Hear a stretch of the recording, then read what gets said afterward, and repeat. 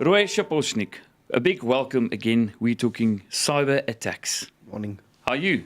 I'm good, thank you. You left early from Joburg. I don't think you're going to get back early, so maybe just spend the day in Pretoria. It's a good cause. And It's a good cause. Yeah, definitely. And now, talking about another attack. I mean, cyber is just getting bigger and bigger, and cyber history was being made in South Africa. What exactly happened 2 weeks ago? Well, I think it's the biggest poppy breach that happened in South Africa. We're talking about more than 31.6 million personal information of citizens in South Africa that has been leaked out by a simple break into a database that contained 27 giga of personal information, and that's a lot. Sure. And is it true that it's some? And I know someone wants to go to court. You know, it's real estate companies that was breaking into. Yeah.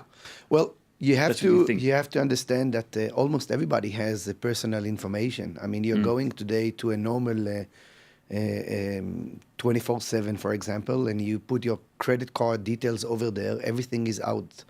And the question is, how do the people actually protect that personal information? Once you have this database, if you can't protect it, you need to delete it. Most of the companies are not really aware of deleting it, and then it's an easy target.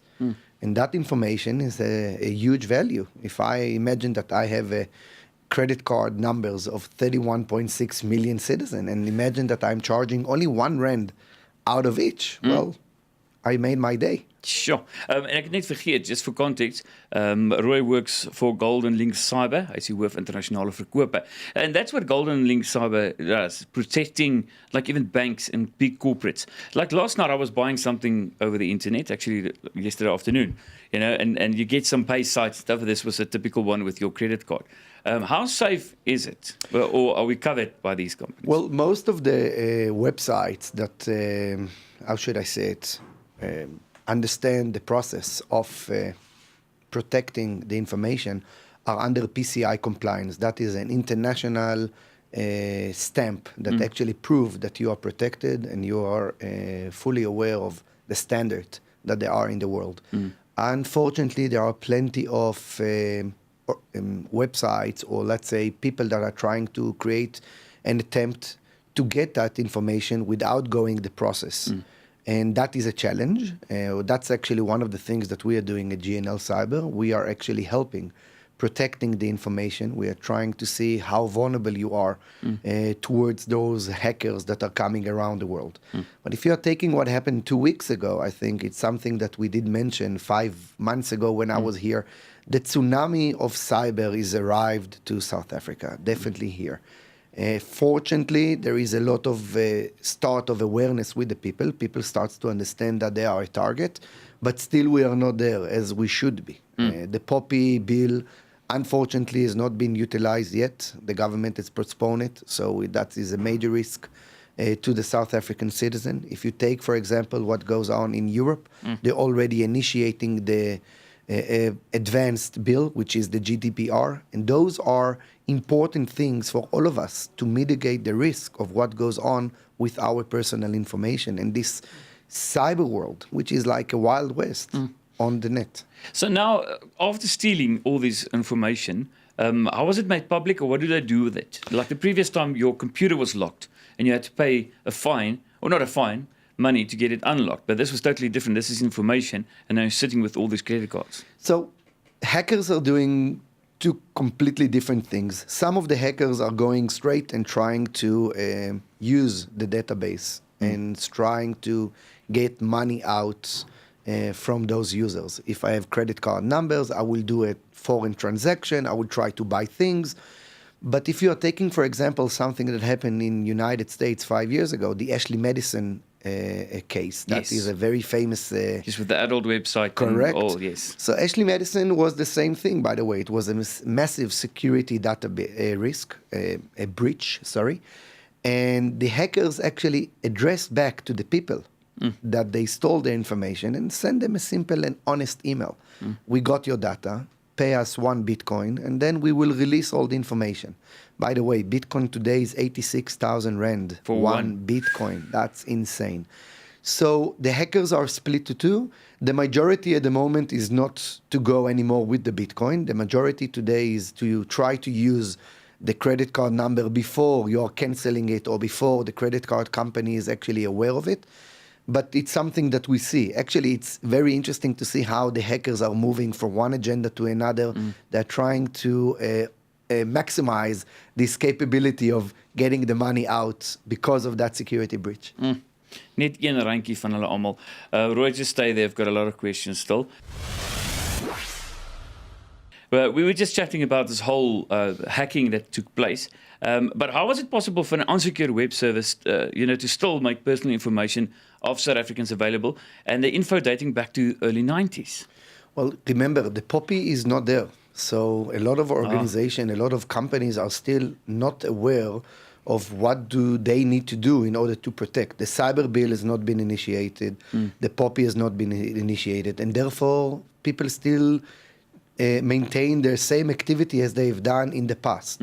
When that is not started, so there is not awareness of what is actually out there. And that's where we are coming into the picture, because we are trying all the time to create that awareness. We are meeting an unbelievable amount of organization and trying to explain them that they are actually at risk with all the information that they have with them.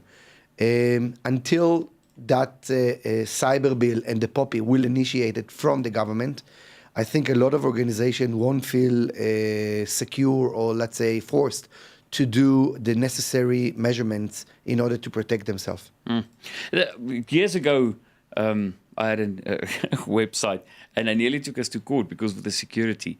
It's quite a cost or not, and the bigger you get, I understand it, like with banks, they spend millions because you permanently under attack. Is it in your budget a big thing to plan? Well, you have to ask yourself one simple question. Who is the enemy? Who is the person that is going to attack you? Obviously, if you're a bank, then you're a target for a massive organization.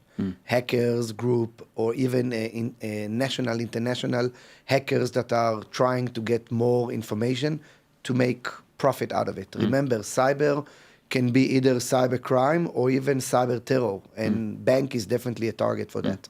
But if you're going, as you mentioned earlier, on a website, you need to remember who is the people that are going to attack you. Normally on normal website, you're talking about, we call it the internet cafe kids, the kids that are sitting out and bored a little bit and trying to hack. Well, to answer your question, we have those solutions that can actually fit to any client budget. Again, he needs to remember what he wants to protect and against who. Yeah. And then just like we're talking corporates, but now I'm sitting at home using Wi-Fi, and I had a problem with Wi-Fi disappearing, and someone said to me, is there a lot of students where you're living? And I went, yes. And they said, okay, but you must change your password, something. It's very easy for them to get into your Wi-Fi password, and they just use your data. But is it like every person like uses Wi-Fi is likely to be hacked? But that was like using my data. It wasn't getting into my computer. But remember, by using your Wi-Fi, they're sitting on your network. And from there, they can actually see all the computers that belong to that network. And they can see from there what is the easiest spot to log in. So, yes, you need to protect yourself. You need to change passwords. And you need to be aware. I mean, you can see today how much data you're using on your Wi-Fi. And easily you can see who is consuming that data, if it's your computer or your neighbor. But that's important. You need to protect yourself. Yeah. I was just thinking data comes from the air and you can use it, but they're on your network. Absolutely. Okay, ek is op soek na penvriende. As enigiemand belangstel, skryf my 'n brief deur die poskantoor. Want hulle is ook gehack deur mense wat nie hulle werk doen nie. Roi, we've spoken about this hack that happened 2 weeks ago, but do I need to worry about this data? How do you know it's my data? How do you know that it's your data? Well, first of all, they are offering today on free websites to see if your data has been breached. There are free websites today that you just need to type your name, and then you can see if your data has been out there, either on the dark net or on the free internet exposed. That's number one. Number two, you can do a simple thing and just change your password. So even if your data is out there, you've protected yourself. You locked yourself again. There is no way to fight it. I mean, even if your data is out there, just change whatever you can and just be more aware of what's going out there. And then this POPI Act, you're talking about the POPI Act a lot. What's the consequences when it's going to be implemented? Well, obviously, once the POPI will initiate, it's going to set up a lot of responsibility on the majority of the people in organization. For example, every organization will have to have a CIO, Chief Information Officer. Every organization will have to make sure that he's doing the proper measurements in order to make sure that he's not breached. Vulnerability test, phishing test, a lot of things that needs to be done in order to tick the box that you are protected. And of course, that is the responsibility of a board, of a chairman of companies, and of course the CEO, as they have a personal responsibility to make sure that all the data in the organization is safe and secure. We know in America, when your own baby throws up on you, you can sue it. You know, take it to court. I know they can sue anybody. But can I help someone? Kan ek woord dan nie verantwoordelik? Responsible.